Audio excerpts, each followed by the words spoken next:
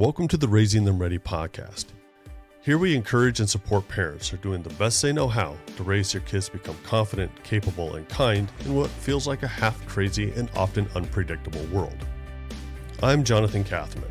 I'm a family man, career sociologist, and best-selling author who believes our children's greatness tomorrow begins with good guidance today. Today I'm sharing a conversation that, if you have kids who are competitive athletically, I think you're really going to enjoy. I called our longtime family friend and my former student Megan Richey to talk about training young athletes, the value of coaches, and what parents can do to help their kids develop their skills both in and out of sports. Megan is a former professional soccer player, which of course isn't what they called it when she played for clubs in Denmark, France, and Ireland. There she was a professional football player. Same when she returned stateside to take the field for the Boston Breakers and the Seattle Sounders. A few years back, she retired from professional play and founded an elite training facility where she coaches young athletes in gaining confidence and growing their character. She's married, she's a mother, and as a business entrepreneur, she's bettering the health and wellness of her community, one young athlete at a time. So welcome to my phone call about raising confident, capable, and kind athletes with my good friend, Megan Manthey Richey.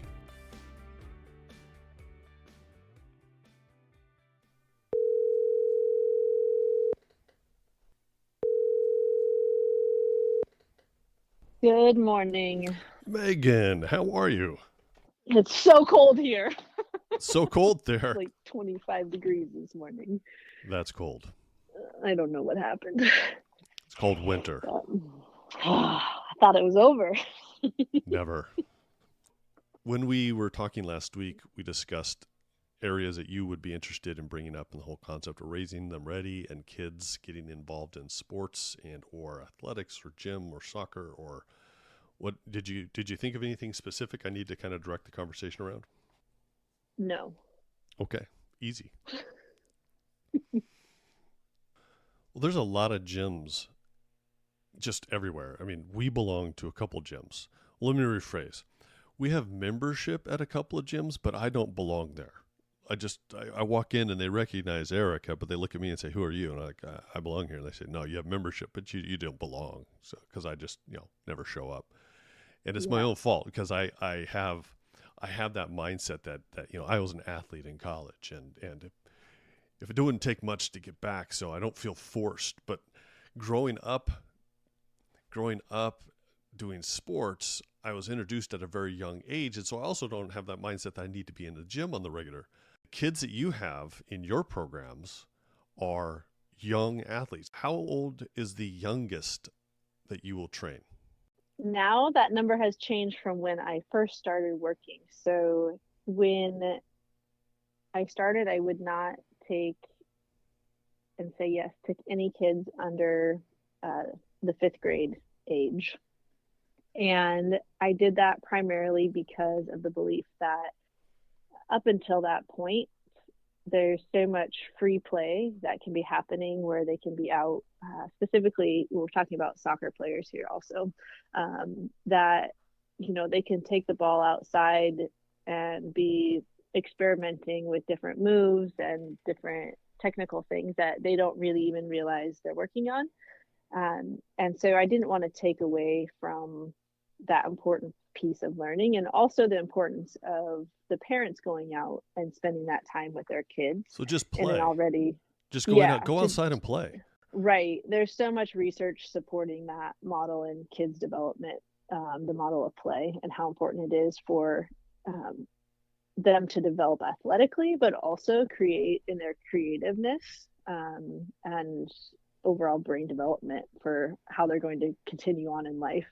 And so my first kind of apprehension with taking anyone under the age in that fifth grade age range was just not wanting to steal that away from them.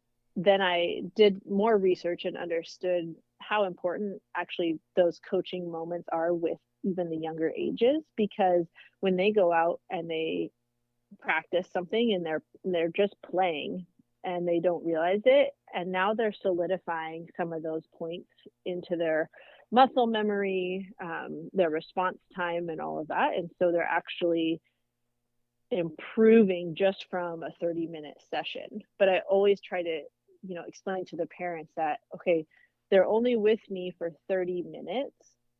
It's really important that you, as the parent, give me feedback if your child is self-motivated to go outside or go in the garage or in the living room and playing with the soccer ball on their own, or are you as a parent having to tell them to do it constantly? So what's the difference? And so the difference is that um, I'm really trying to help educate and remind and encourage the parents that we really want the young players to love what they're doing and to maintain their passion for it versus going like all gung ho so young, and then by 10, 12 years old, they're done.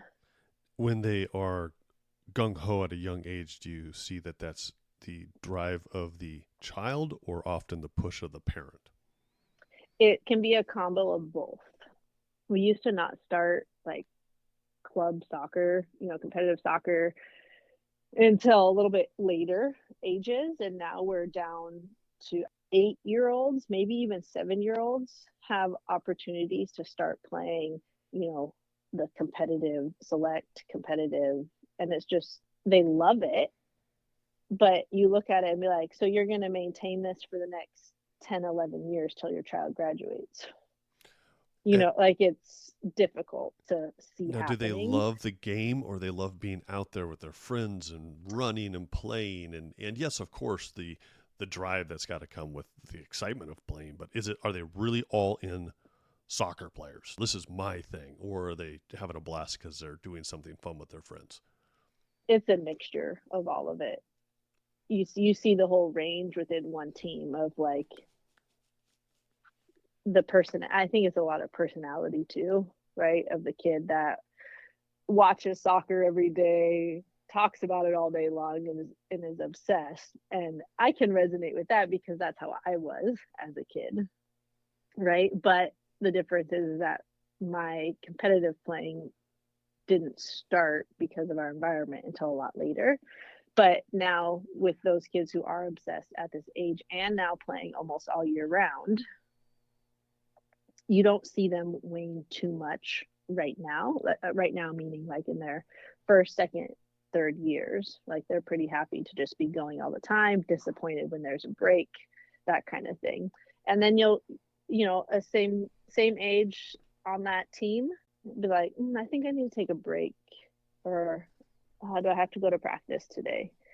And it's not that they don't like soccer, but they don't like doing it so much, and or they would rather be out doing something different every once in a while. Which has got to be healthy as well. Yeah. And so I think one of the things when I do like the initial phone intake with a new parent family that I don't know yet, and I always ask, what's the age of your child, the grade, and how long have they been playing soccer? What is their personality like? And just kind of get a feel for, is this the parent feeling like their kid needs extra help because they're noticing their child's behind on the field technically, or is the kid bugging the parent so much because they just can't get enough soccer?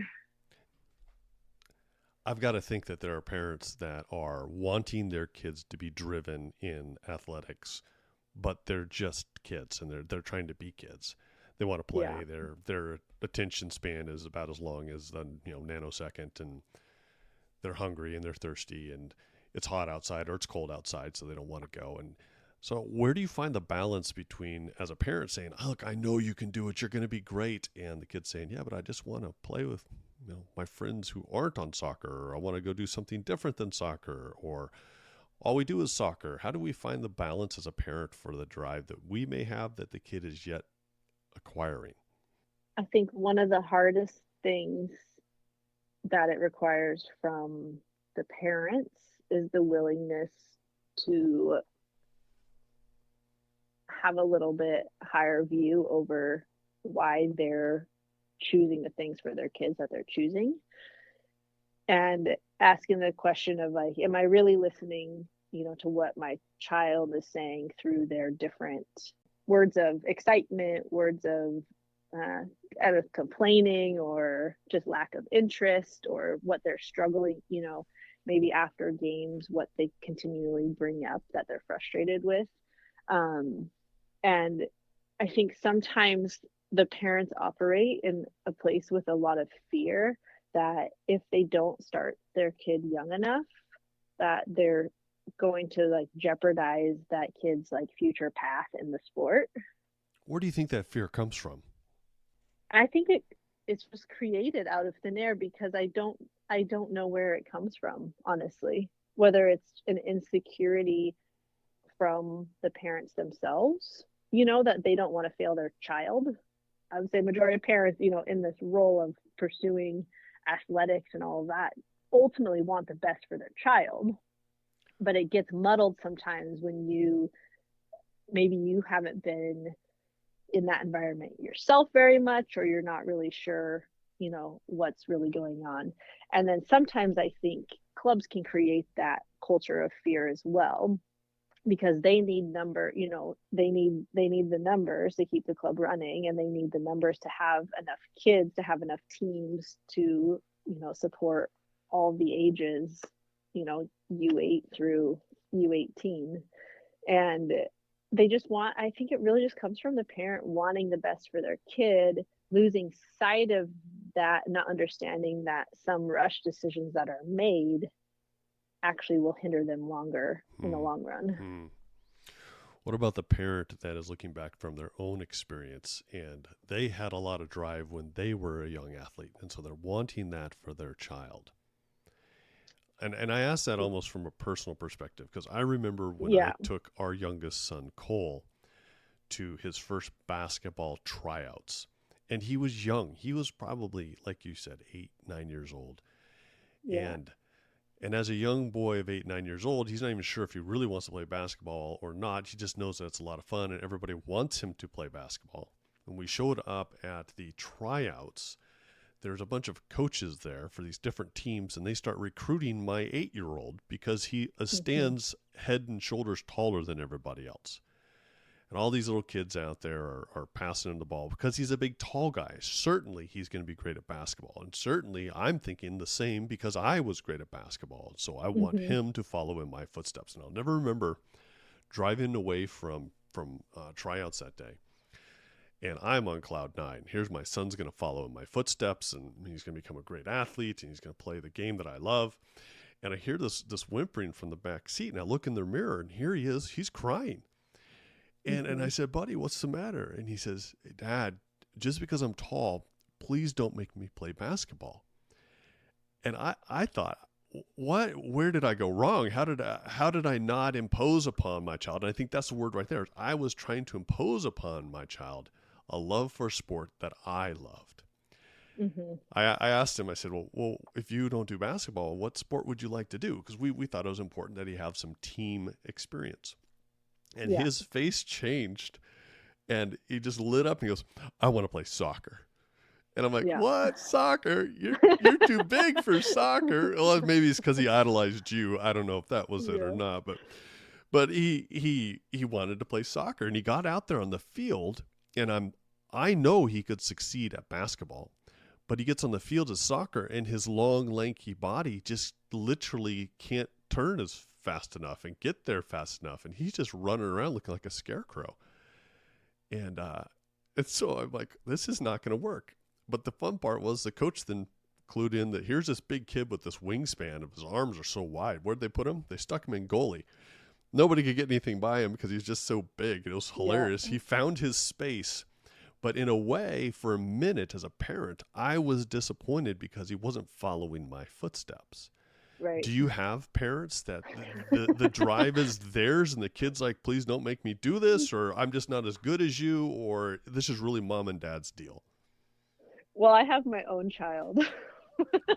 So this is very personal. Coming from a personal. Professional soccer player, does your child like to play soccer? My child, she's 5, her name's Skylar, and she says, soccer is disgusting. The So, first of her rebellious statements. yes, so at her age, it's pretty normal. You join like a little rec 8 week long season. You practice one time a week for 45 minutes with your friends, and you go out to the field for, one game on Saturday. Super informal. You're there for the treats afterwards. And Orange slices so, for everybody. yeah. So, of course, I was like, yeah, I'm going to coach her team this first season. So, this was just this last fall. We got a couple of her friends to join, and we used the gym for our practice time. So, the kids didn't even, have to be out in the elements up here in Washington. And we had a great time. And Skylar sat on the side half the time during practice, wouldn't put cleats on. And I just had to tell her that, it's okay you don't like it. That's what I told her every time. I said, this is something that I'm going to do. I'm going to help your friends if they want to play. I'm going to be here and I'm going to support them. And if you want to play with them, you're welcome to, but it's okay that you don't like soccer. How did you come to a place where it was okay for your child to not like the sport you love? Because there are countless parents out there that this is a sticky point for them and their family. They want their children to succeed. They want their children to do well. They want their children to be the athlete. And yet the kid wants to stay on the sidelines and not put on their cleats. How did you come to a point where that was okay so that other parents can see there's room for growth here? Yeah, I think the only reason I'm able to do this the way that I'm doing it with her, because it's hard. It's not like a, oh yeah, no big deal. It's a little bit of a, man, why doesn't she have the same killer instinct that I had? It was so, I had so much fun as a kid growing up that way. Like, I want her to be that way too. And I think part of it is because I've experienced so much from a coaching standpoint and walked with so many families, seen so many different personalities in the kids that I work with, that, and as a lifelong learner, right? I read all the time, and I'm always looking at how to provide the best environment for my daughter's growth as her own human being, but then also I put that same approach in how I work with the kids that I work with. And so in my head, because I know the truth of development of like a young soccer player, I don't need my child to grow up to be a professional soccer player. I don't need her to grow up and play soccer in college even. Like, I need her to grow up and to know who she is and what she loves to do, what she's passionate about, that she's kind, that, she seems to have like a pretty deep like servant heart already. And so can I give her experiences in athletics that create a healthy foundation for her to be like a physically healthy human being also? And so I see that in my willingness to work with younger and younger athletes. I don't look at like what level they're at, what they need, but I'm like, okay, the 30 minutes that I have with this child and the way that I can talk to them, the way that I can encourage them, but I can also give them a skill to work on that's going to, if they take hold of it, they're going to increase their confidence in what they can do on the soccer field, and that usually trickles into their confidence just in all their little aspects of life, right? I have an example of one of the students that I work with.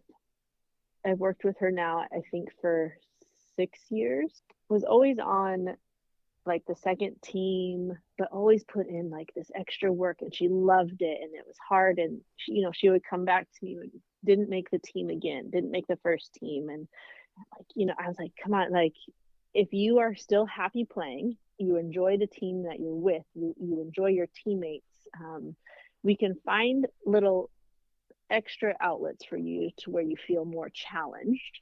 I said, and you stay diligent and consistent. I said, your time will come. And actually, just this last week, she walked into her session early in the morning. I was like, I made it. Like, I finally made it. And she's almost done with high school and desires to play collegiately. And it's like perfect for you that you just now made this next step in your playing.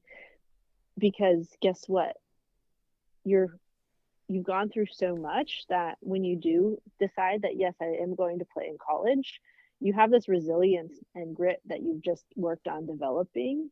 And now you're going to make it through those 4 years versus someone that's always had whatever at the top. And you get to college and it's all of a sudden you're not the best and you just can't handle it and make it 1 year. Right. And so just explaining all these different scenarios and moving pieces that like year one doesn't define year 10 in your athletic. The game isn't always about the sport. It's about the growth of the person and teaching resilience and grit.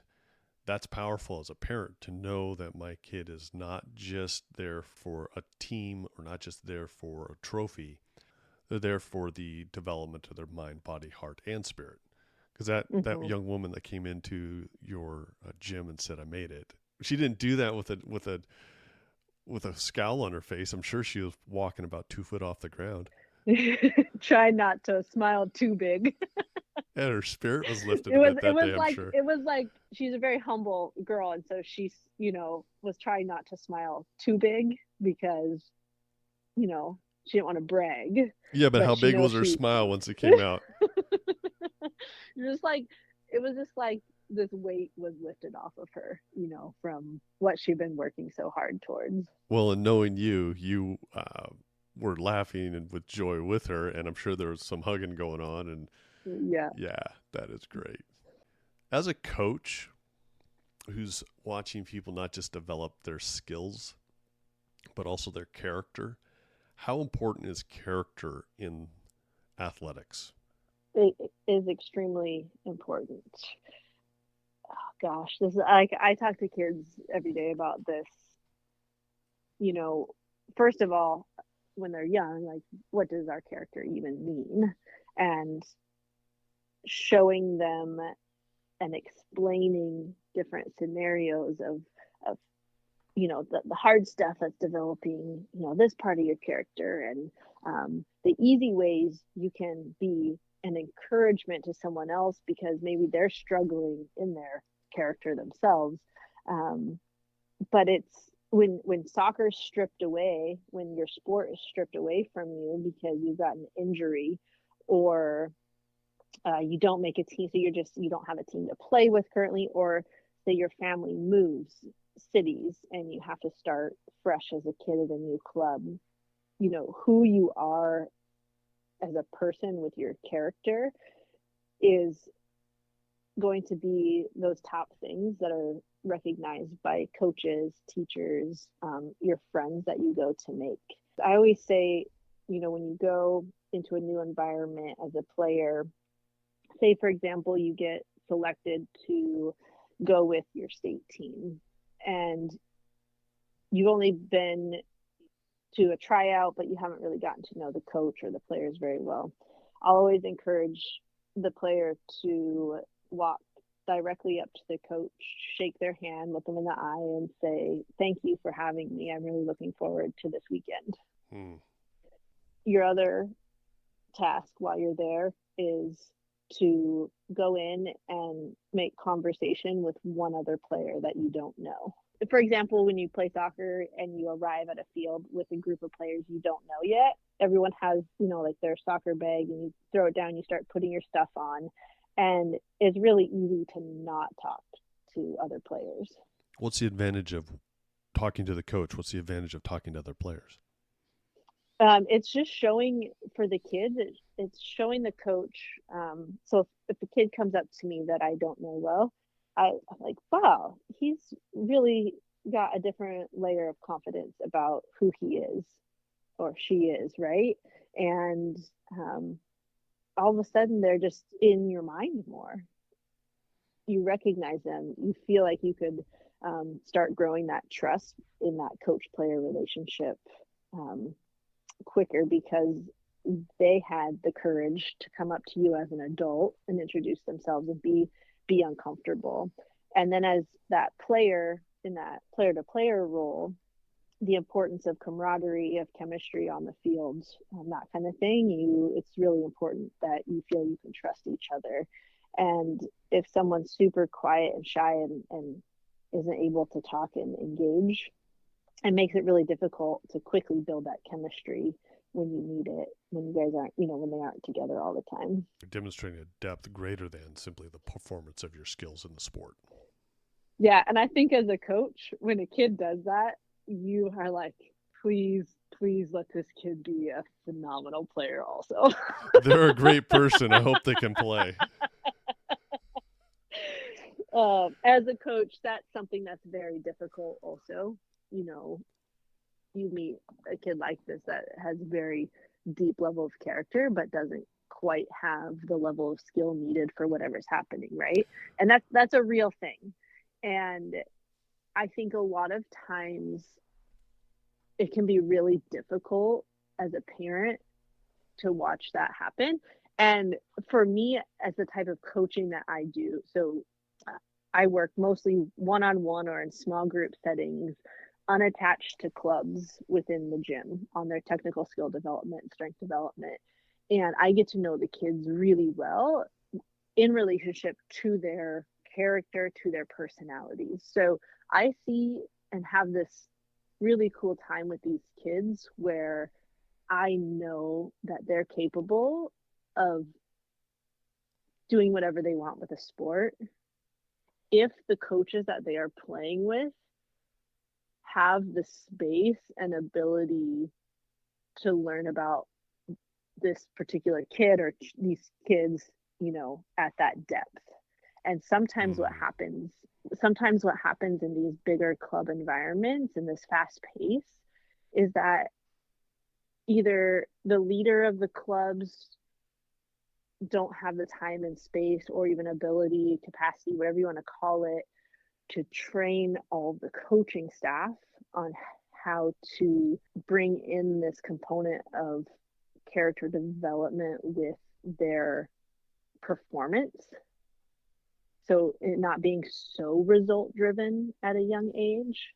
So I always will have these conversations with the kids, the parents, hey, here's why it's so important you stay the course, or here's why it is very valuable if you stay consistent, even training with me, because I can be this voice in the process and reminder of why you're doing the things that you're doing, in your routine and rhythm that might not be for everyone, but these are your goals, and I'm here and I care about these individual, personal pursuits. And I'm not so much concerned about, a club's results as a whole. I care that they're, a healthy, happy, thriving club, of course, but when I ask a kid how they did in the weekend, I'm not asking, did you win or lose? I'm like, no, this is a space where you can talk individually about how you did personally. I'll ask questions after they answer that to get them to look beyond the wins and losses. I'll ask them, did you encourage another teammate this weekend? Was there an opportunity for you to display good sportsmanship? Was there a call the ref did or didn't make that you liked or didn't like, and how did you respond? And it's a lot of those types of things, I think, that with these kids starting so young, that the coaches might not have the space to address all. I mean, there's so much going on, right? And that's why I say yes to working with younger kids now, and really enjoy what I do, and hope that in the process I can support and encourage and educate the parents that are along for the ride as well. What you just described is the difference between good and great coaches. Yeah. When you have a coach that is there to say, I'm interested in the whole you on and off the field, both in the performance of your skills in the sport and in the performance of your life dealing with other people, be it players or refs or coaches or teachers or parents. That makes a difference, because this sport may only last a short period of time in our life. But what we're learning in how we're dealing with the people we interact with and how we feel about ourselves while playing or preparing or practicing, that goes with us for a lifetime. Yeah. Best coaches I ever had taught me less about the sport than they did about life. Mm-hmm. Their first focus was that you will be a good human being. I can teach you how to play a game. Mastering the lessons of life is a more important practice. Yeah. It's interesting that comment, right? If I think of the coaches that had the greatest positive impact in my life, I don't remember the soccer part of it. Hmm. Like Yep. there's nothing whenever I talk about them, I don't talk about that great move they showed me or, how they spent time showing me video and then I changed my runs into space and scored more goals. I talk about their willingness to give me time when I wanted to train more. I talk about them sensing when I wasn't okay and them asking, to meet with me and talk about what was going on in my life personally. And then I talk about the ones that um, knew how to get me to push just a little bit harder when it was physically really, really difficult and I didn't think I had anything left. And they made me keep going in a really positive way, right? But it wasn't necessarily about the soccer. And those are all qualities of things that I now carry with me as a coach. And it's why we can do the same thing over and over in here. And it's not about the step over. It's about how did the kid feel after they left? Did they feel valued and loved and understood? That's going to make them so motivated to go out and train their skill more and more because they desire to be better and better because they believe that it's possible.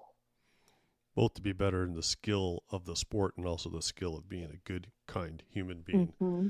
We talk a lot Mm-hmm. about raising kids to be confident, capable, and kind. And I think that good coaches are a great complement to parents who are focusing on the same thing. Yeah, 100%. So, what can we as parents do to help you? I know it's not yelling from the sideline directions to our kids that are contradicting what you're telling them to do. I've sat next to many a parent who think it's their job to coach their kid and the coach is just getting in the way. What can we do as parents to help you as a coach?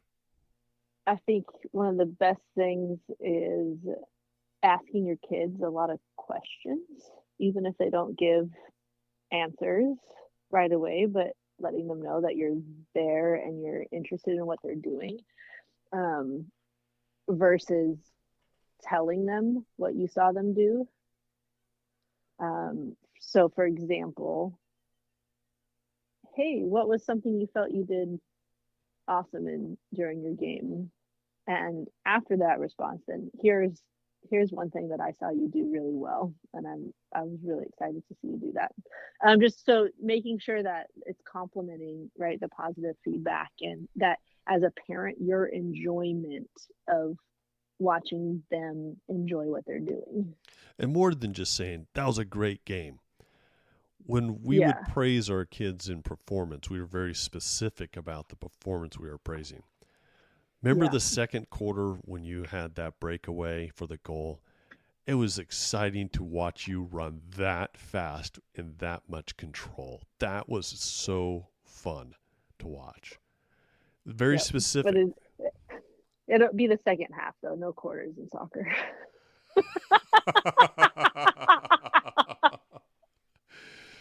See, I played basketball. I played basketball. Megan, how can a parent shift their perspective on the value of coaching and even additional coaching from a club or a gym like you provide? I would love to meet a parent who came to me that says, man, I really value what the voice of an additional coach can do to help my child be prepared to face, the different challenges that come with being involved competitively in a sport. I would love my child to work with you. You know, yes, we know that they'll improve their skill and their strength overall as a result of that, because that's a component of it. But, we would love any feedback or insight that you learn from them when you're working with them that would help us as a parent, better encourage them when they hit the rough times. That would be like a dream parent right there. I think that sometimes as parents, we get in a place where we want our kids to have the best, and that's why we come to coaches like you. But at the same time, we don't know how to always respond. We don't know how to act, and we don't know how to complement what it is you're doing because we're new to this also. I tell my kids all the time, and when they were younger, it really helped get me off the hook a few times when I say, look, I've never been the parent of a 12-year-old before. Right. Or, and they're looking at me like, you haven't? I'm like, yeah, because you're 12. You're my first one. Well, then the second kid comes around. I'm like, I've never been a parent of a 12-year-old like you before. Yep. And how we as parents interact with the things that are important to our children, like sports, means that my goal as a parent should probably include doing everything I can to complement those who are benefiting my child. Yeah. And in complimenting those who are benefiting my child, I got to make sure I don't also step on some toes, or I'm probably going to do things wrong more than once. And the question is, can I get it right the next time? Yeah. Yeah. I think for parents, like if you take that from that perspective, right? And I try to have that like kind of picture of each parent I work with, this is new, it's different. And how can I offer sound advice for them as they make these big decisions? And I always try to assure them that if it's not right for their family at that time, then to wait a season, like don't rush into it. But I love consulting with the parents and guiding them in the thought process and decision process of, do I start my kid in club yet? Do I wait? Do I get extra training? Do I not? And I think from parents, I wish they would come to me sooner instead of struggling through it. Have you ever told a parent, maybe soccer's not your kid's thing? Because let's be real. Let's be real. I have not said it directly. But we've all seen that kid who's on the sideline. The parents are like, I have to tell myself that. I told myself that about my own child. I'm practicing. Perhaps piano or guitar. Yeah. It is interesting how, as a child develops, we can see athletic talent in them. And transforming that athletic talent into a strength is part of practice and why we come to coaches and play in club sports. And sometimes there are kids that just don't have athletic talent, and that's okay. The hard part is, as a parent, saying, okay, I saw them performing on the field of play and in my mind, and I just had these great aspirations for them. But the reality is they would rather, and the fill in the blank. Maybe they're more into cars, or they're more into music, or they're like drama, or even a different sport. And I think as parents, we're going to have to settle in that part of our role is to help our kids discover and become the greatest potential of themselves. And it may be athletic, and it may not be. Yep, 100%. That's what I'm telling myself daily as I parent in the young years, and can feel the pains and the struggles of the other parent, that I work with, the friends, all of it, and just how important it is that we, I don't know if we need to have that written on our walls around us to be reminded daily of what our actual job is as parents to these children. Help them discover and become all they're created to be. Yep.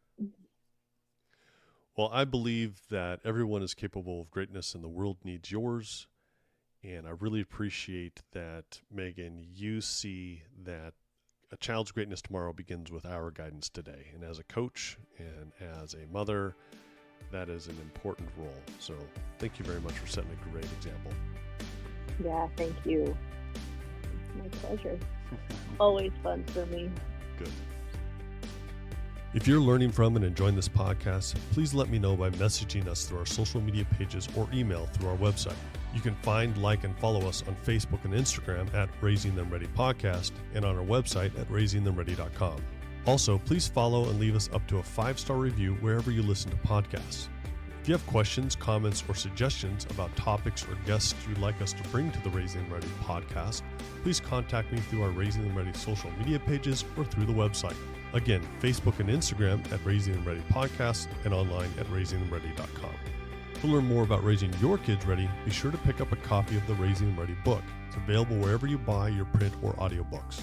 There you'll also find our other best-selling life skills and personal development books for tweens, teens, young adults, parents, educators, and mentors. Thanks again for joining me in today's discussion. Now go and enjoy the day, knowing your child's greatness tomorrow begins with your guidance today.